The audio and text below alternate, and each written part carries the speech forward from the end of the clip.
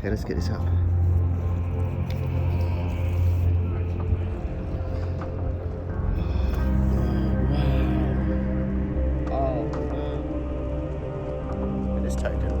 Tells us the amazing story of Henry Huggins and the Great Fire of London. You can imagine tavern owner Henry, his 8-month pregnant wife Elizabeth,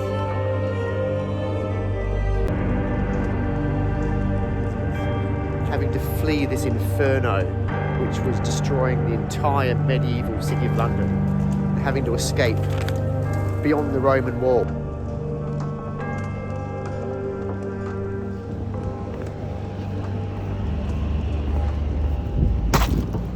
Yahoo! And when you least expect it, a tiny little pipe bowl, which looks like it's from the 1600s, pops up.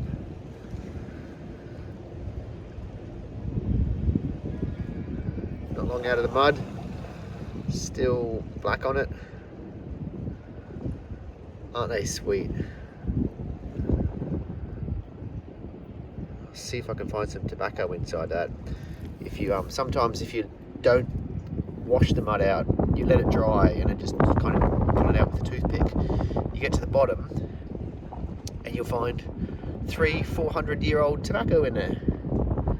So I'll let you know how I go.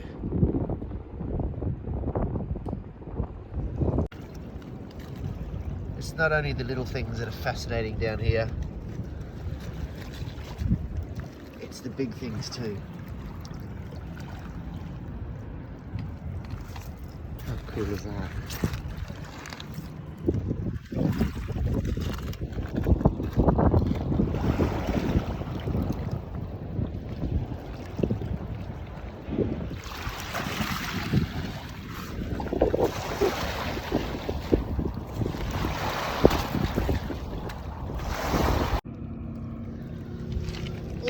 Always so many lovely little pottery fragments, little bits of china.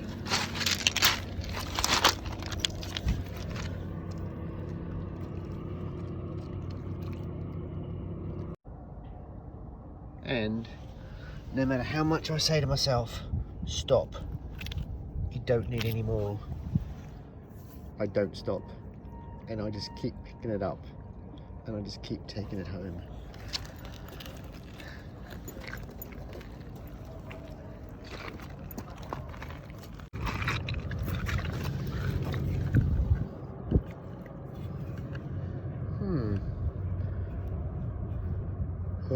Oh, that's tempting, isn't it? What happens if I push the red button?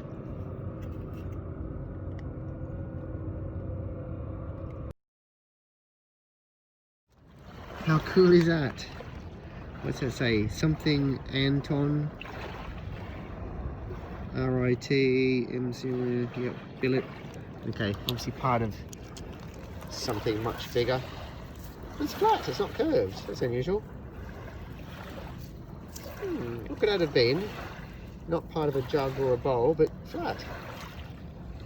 Flattish. It's almost flat. Interesting. Ah, look. It's an old boot sole. And look, you can see where the hobnail, if that's the correct terminology for it, used to be fixed to it. Would have given it a bit of life, wouldn't it? Stomping around like that. Okay, now, can you see the find? This is a hard one. Could go to the left, then down the bottom. Yep, bottom left. Can you see what looks like a white bead? Yeah. That looks like a bead to me. Wow. I only found my first bead, a few weeks ago. So that's nice. Now, looking at that, that looks to me like it's quite old. Does that look to you like a very, very worn bead? Again, beads are so hard to virtually or nearly impossible to date unless they've got some kind of distinguishing feature. Otherwise it's just, yeah, it's old. But that looks like old and battered and worn. Very happy with that. One of my new favourites. Just as much pins, I love beads too. Pins and beads would make me happy.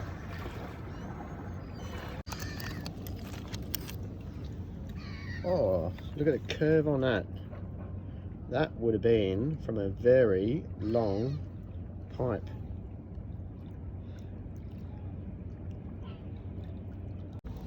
Lots more pipe fragments.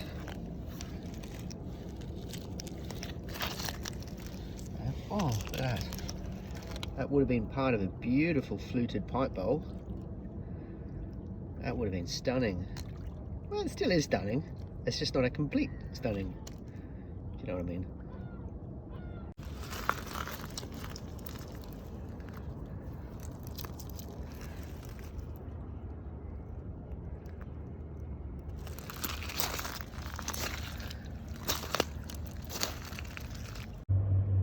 Like a little pipe fragment. Looks like it's got, yep, it does have writing on it. Writing and some stars. Lovely little maker's mark. See? Can't read that one. Oh, here we go. William Cope. W. Cope.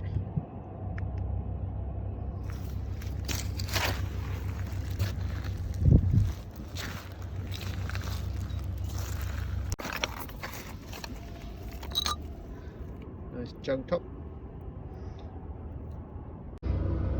Is that a button? Yeah, that's a button. Oh, it's nice. Bone, I think. Feels like bone.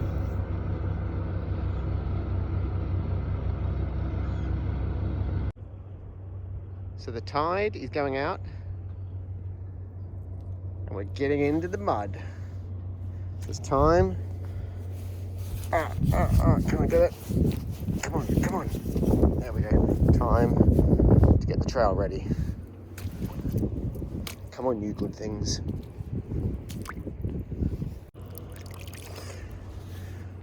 Oh yeah, that's nice. It's a lovely floral pattern going up the seam. And that side too, you can't see it now because it's blackened from being in anaerobic mud. Isn't it amazing? Look at what was poking out and what was white compared to what was under the mud. Hopefully she'll all go white. Some of that brown staining still stays. That's just age, I believe. You never get rid of that. But yeah, cool. Lovely. Lovely just to find in a little hole poking out of the mud like that.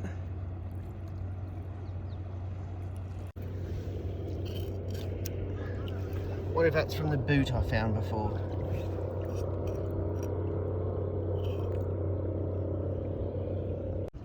Now if you see all these metal objects here, you see one that looks a little bit different to the rest. And I just went past it. And there, can you see?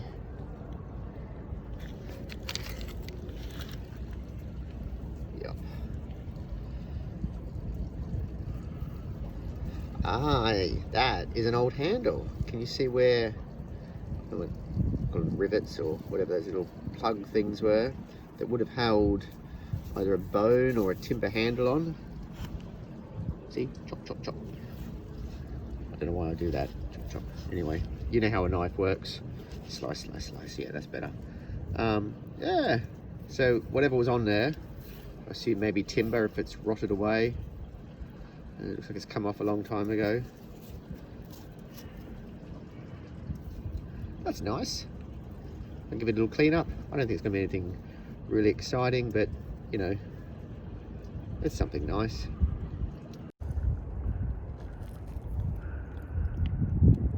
Tiny little pin.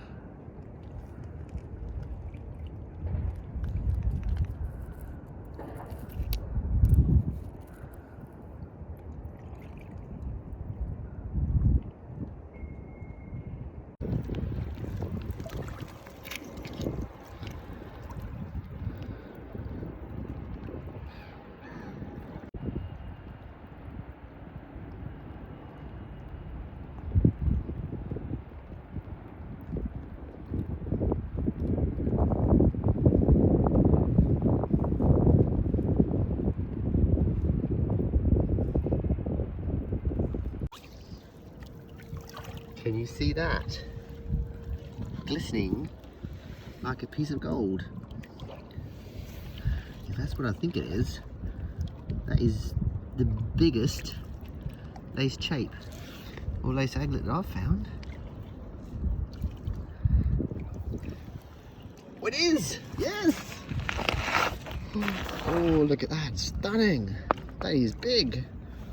That's a monster. That is absolutely gorgeous. Had a battered life, a bit like me, really.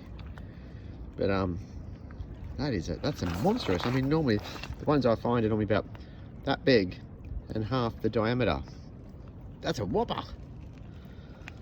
Wow.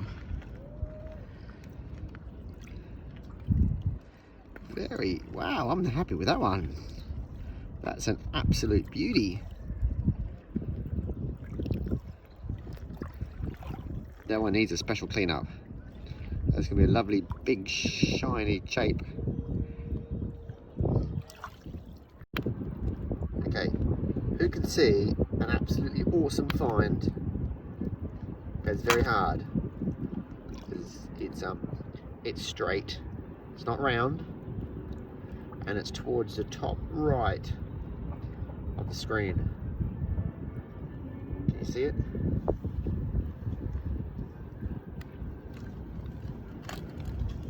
Look at that beauty. Hey? That looks like a very nice and quite large lace chape, lace aglet.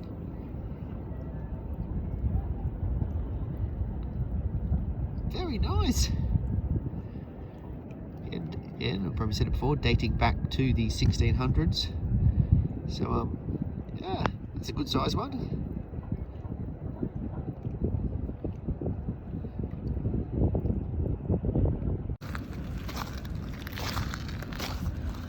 I think I may have hung on to my shoes for a bit too long. Look what's happening. Water's getting in there. Now my toes are cold and wet. Opposed to just being cold. Yeah, cold and wet now.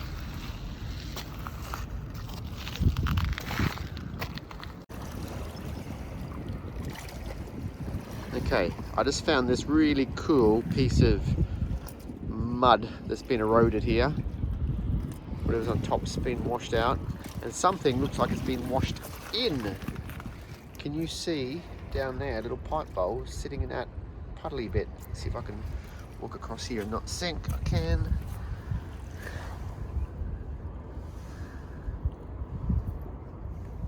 It's just been trapped in there. It's been washed in or out. Still a little bit black, so it must have not been out for a long time. Again, it's full of mud. So I'll see whether there's any 300-400-year-old tobacco inside that. Lovely little pipe bowl. It's potentially 400 years old.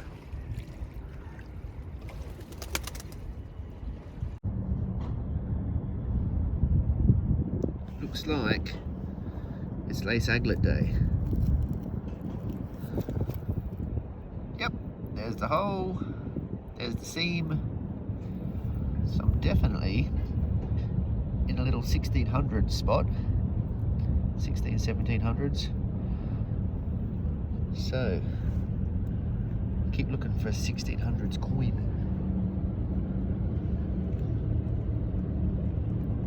This is crazy. There's another one. Very battered. Very battered. There's another one. This has gone absolutely crazy. Look, it's another one. There is more lace aglets down here. These beautiful little brass, little 1600 little thread bits. There's more of these than there are pins. This is incredible. at the size of the head on that pin. That's a whopper. Look at it. Oh, I wonder if that's decorated. I can't zoom. Let me see if I can zoom my camera. Hold on for a second. Oh, could have been. It's thick. Oh, look at that. That's like one of the little brass little aglet. It's. Oh, sorry, it's so hard to do this. Hold the camera with one hand and film and move everything around with the other. But see that? See the seam on the side? That's actually like a rolled piece of brass. So that's not just a pin, that'd be like a big decorative pin. May have had a little, can you see the head on that? I think that's a proper little Tudor pin. Yeah, look at it. That is so awesome. Oh, very old and well, we know it's old. I just said it's Tudor, so that means it's old. Very deteriorated, unfortunately. You can see it's had a tough life in the mud, unfortunately. But that is, and see, it's broken off there. Oh, very delicate. But have a look at what's left. Look at the head on that. I'll see if I can find some examples of some of these old, I believe they're Tudor pins in nice, in good detail. That is a lovely find. Quite worn, quite damaged, but would have been a lovely little piece in its time. I'm very happy with that. So I love pins, so to me this is like nuts. This is nuts good. Crazy good.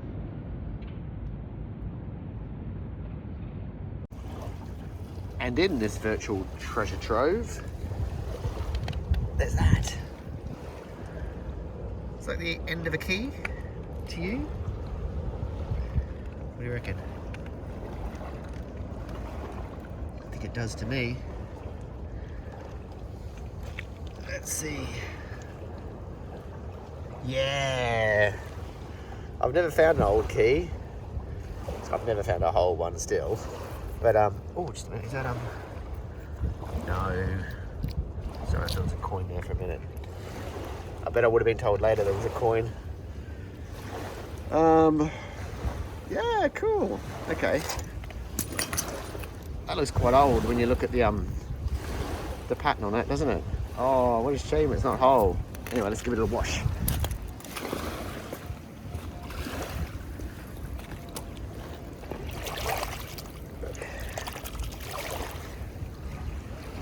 Oh, that's cool. I wonder how I clean that up. Well, it's a bit of electrolysis or a few days in vinegar. I'll see what it's made of. That's nice though, isn't it? Okay, next time, a whole one. I just pulled that out of the mud. There's only like that much poking out. I thought it was a scrap bit of metal, but it's an old knife blade.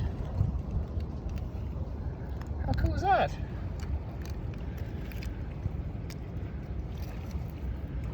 Once would have had a handle on it.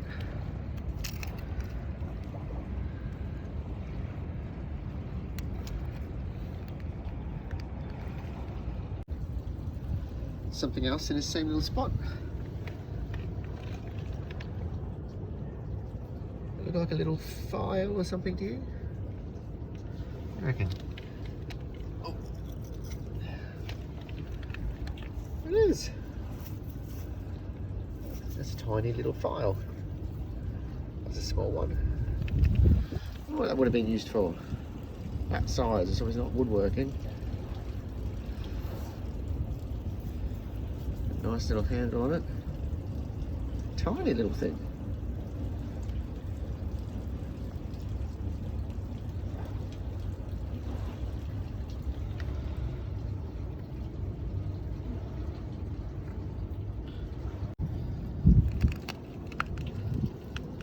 You're probably seeing so much stuff that I'm missing. It's just too much. You can't take it in. Your eyes need to process hundreds of little shapes,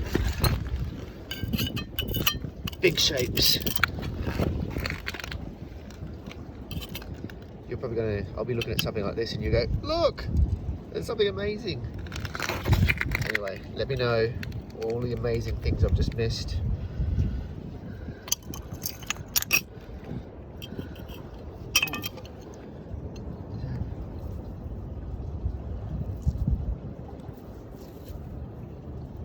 Is that a button?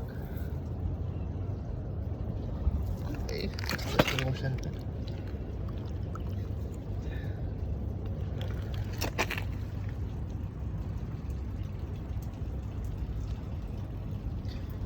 Clean it up, have a look.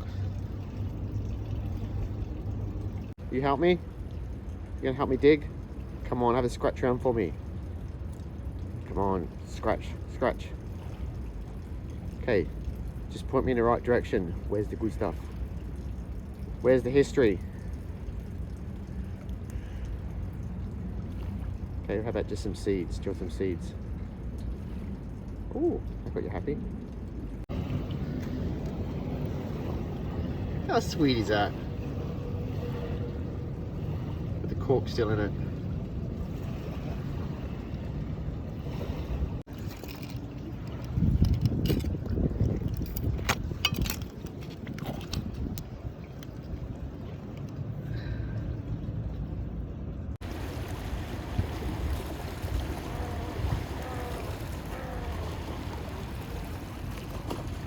Okay, I'll leave the crow alone. Now, it tried very hard to camouflage itself.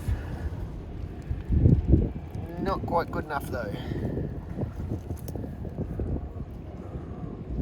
That is buckle shape. Oh yes, yes, look at that. Okay, that's a nice buckle. I like it. It's got the is that the tongue through the middle? Oh, that's gonna be a nice one to clean up. I've never found one with the tongue in it before. Nice.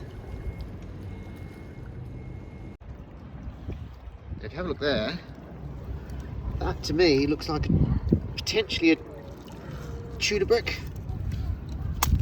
That's pressed in there. If not, it could be a Dutch clinker brick. They're imported from the Netherlands in the 1700s.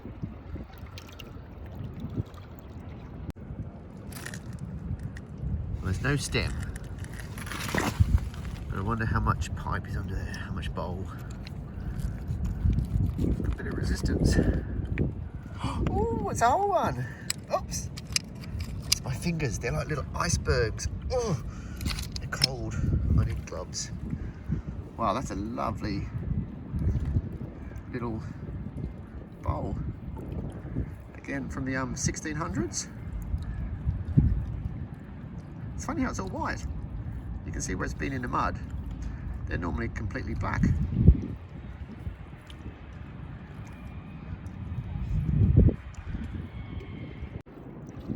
How funny is that? Have a look down here. There's a sea looking at me. Imagine that is a maker's mark from a little clay pipe.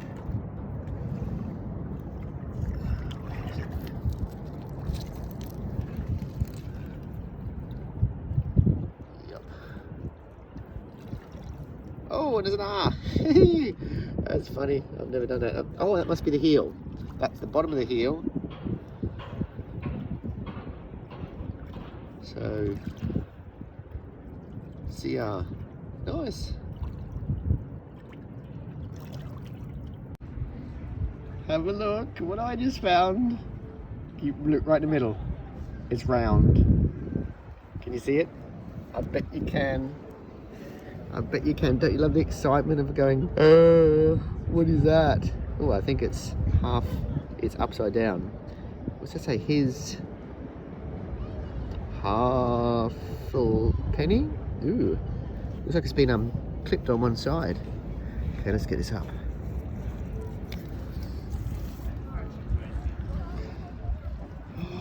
Oh wow! Oh wow, that is super. Oh, what's that on the back? Okay, let's put this down here.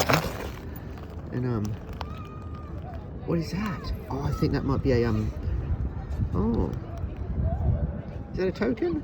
I think I can see a year on the bottom. Or it needs a bit of a clean up. Oh.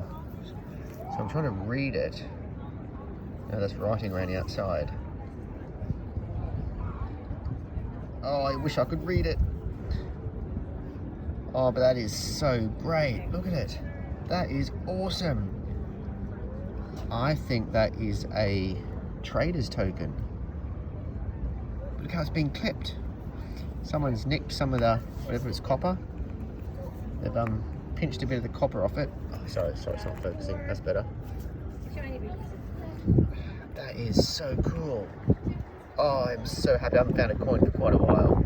Well, a coiny, tokeny thing. There we go. Perfectly focused now. That is so nice. Look at how dodgy the writing is. Look at up and down, big and small. That is cool. Oh, it's that way. Oh, clean up coming up.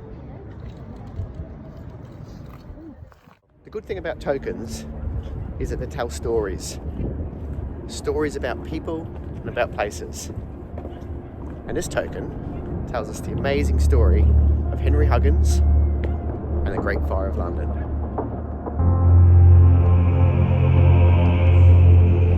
We're trying to piece the story together based on a token. It's kind of like a jigsaw puzzle, but we don't have all the pieces. But hopefully we've got enough to put the picture together. So we can see the value on the token is written on there. Here's halfpenny. It also has an address on it, St Martin's le Grand. Now, St Martin's le Grand runs from here at St Paul's Cathedral in the south up to Aldersgate in the north. So Aldersgate was one of the 8 gates which went through the London Wall. So clockwise from west around to the east, it went. Now just imagine these. Probably would have been renamed maybe up to the medieval times. Just imagine how they got their names. They were Bloodgate, Newgate, Aldersgate, Cripplegate, Moorgate, Bishopsgate, Aldgate as opposed to Aldersgate, and the 8th gate was London Bridge. So we can also see on the token, the image. Now it took me a while to work this out, but it is a crooked billet.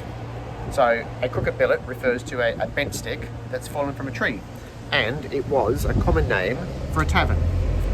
So now we know the street, and we know it was almost certain that it was issued from a tavern.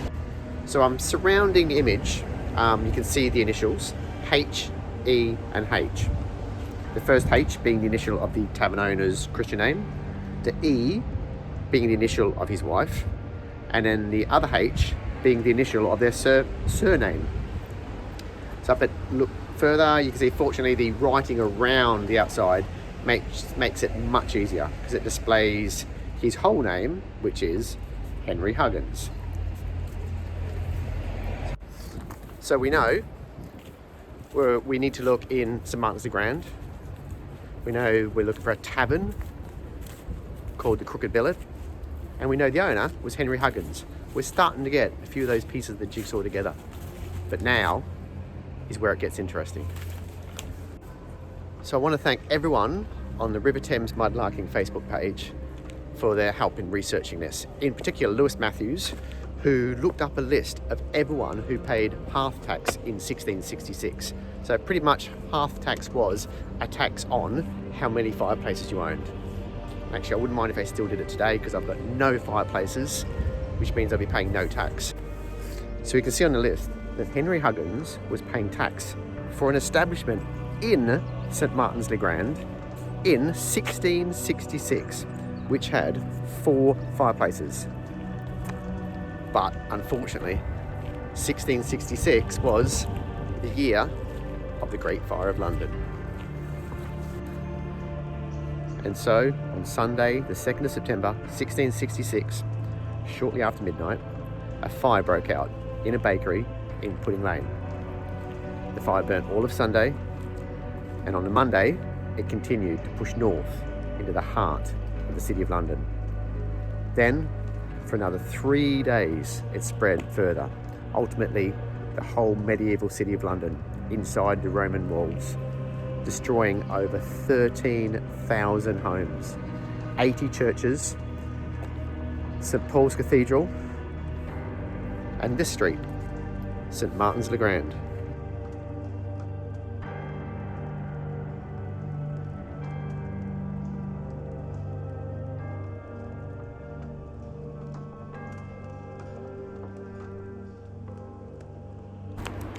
But still, there's more pieces to the puzzle. I'd like to thank David Powell from the Leaden Tokens Telegraph, who provided me with the baptism records from the 1600s. And we can see on here the name of Henry Huggins' wife being Elizabeth.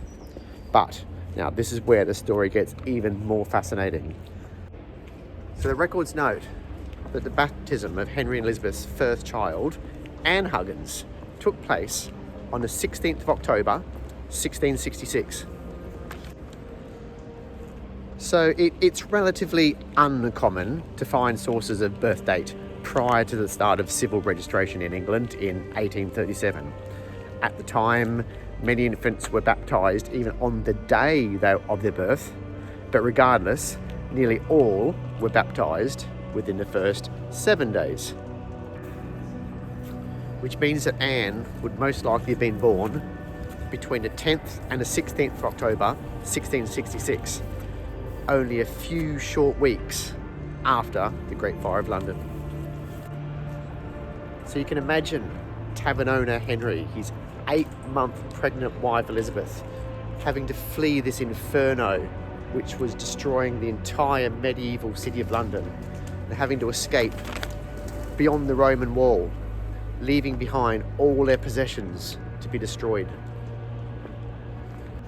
So as we walk up past St Martin's le Grand into Aldersgate, we actually get to see part of the original Roman wall ruins.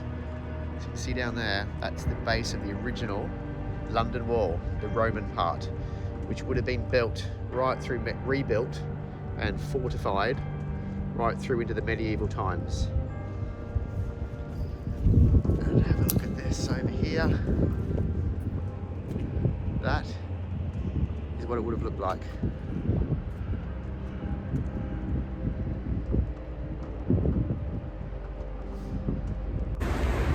But there is some good news.